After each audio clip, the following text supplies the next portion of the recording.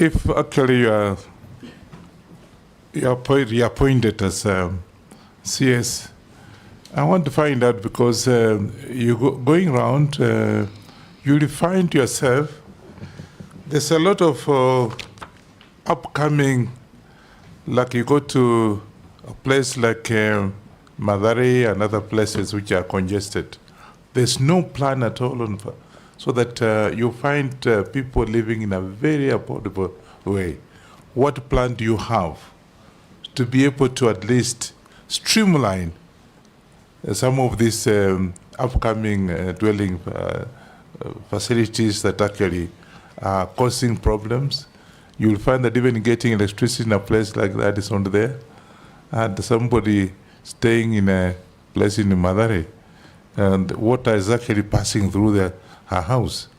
So what plan would you have for that kind of thing? Secondly, I come from Trans Nzoia. This affordable housing scheme, have you actually ignored Trans Nzoia?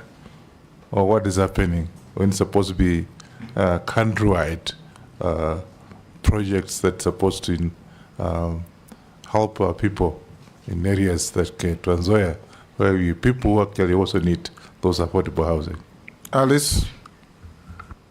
I have not picked, let me start with the Trans Nzoia. I haven't picked this specifically, but if we have no affordable housing program coming, I think I want to assure you that the first entry to the affordable housing program is the 290 constituencies. Every constituency is supposed to be a beneficiary when we roll out fully of a minimum of 210 housing units.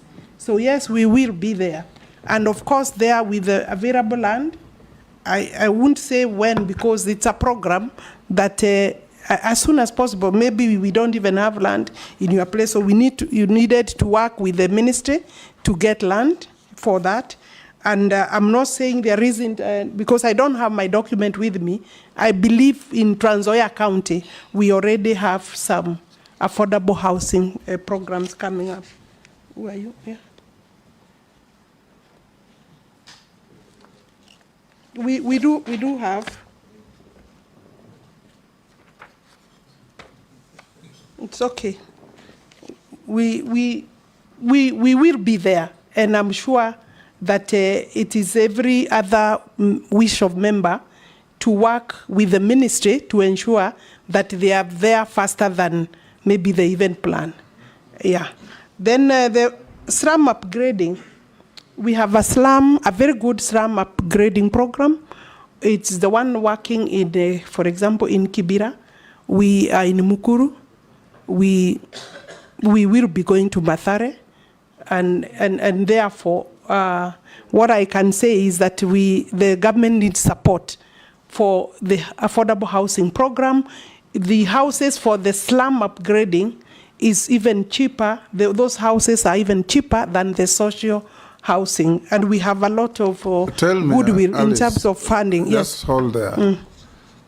We are now classified as a middle-income country, right? Generally. Kenya. Not generally, we are classified. Yes. We are not a HIPIC, highly indebted poor country. We are not. Now, when you talk of slum upgrading, is your policy to eliminate slums or to upgrade slums? How do you upgrade a slum? That could be the terminology that we are using, but basically, we are providing the necessary infrastructure, water, ensuring that the necessary facilities, including electricity, connectivity, and is available, and roads. And the program is well funded by the UN, the European Union, World Bank, and also AFD. So I think that the question is, why are we talking of slum upgrading instead of slum eradication? Maybe that is something we can think about and change the name. No, I think if I have understood her well, Speaker, she's saying they want to make slums habitable. that people can still live in slums, but they become better place where they say, That cannot be the direction of our country. It is not. It Yes. is not. We'll come It to is basically once we work, we eliminate the slum. So possibly we need to change the wording of that program, the title. Morogara? I think, thank you, Mr. Speaker. Let's begin by saying maybe that concept of slum upgrading is not our concept. Yes. The financiers, you've talked about them. Yes. Those are the people who brought that terminology, because you build for me nice things up country and a slum upgrading, and it's a misnomer. Two questions. The first one is on housing levy. We are interested in this because we are told we have actually collected lots of money through those levies. And there was a report in the papers that the PS had actually invested the money on treasury bonds. That sounded a little bit odd, but you may need to confirm whether indeed we do have that surplus, and that is the route we are taking, while at the same time, His Excellency the President has taken another route of saying, instead of just affordable housing for people to buy, we will now put up hostels in institutions, which I think is a very good program that would go side by side with the affordable housing.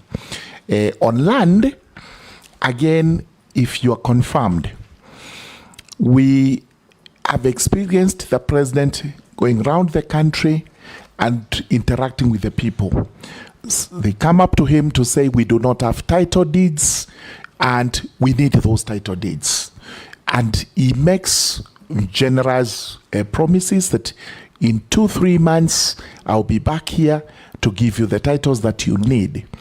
As the person responsible for policy, are there policies in place where you can actually carry out those premises without having to embarrass the head of state, so that those down there do not say he gave false promises, etc., etc. You're able to carry out to the letter when the promise is made, it's actually executed. Alice, Dawood is protesting that you didn't answer his question. Yes.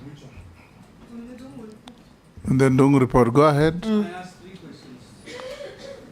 I asked about the adjudication, Dung about report. the Dungu report and the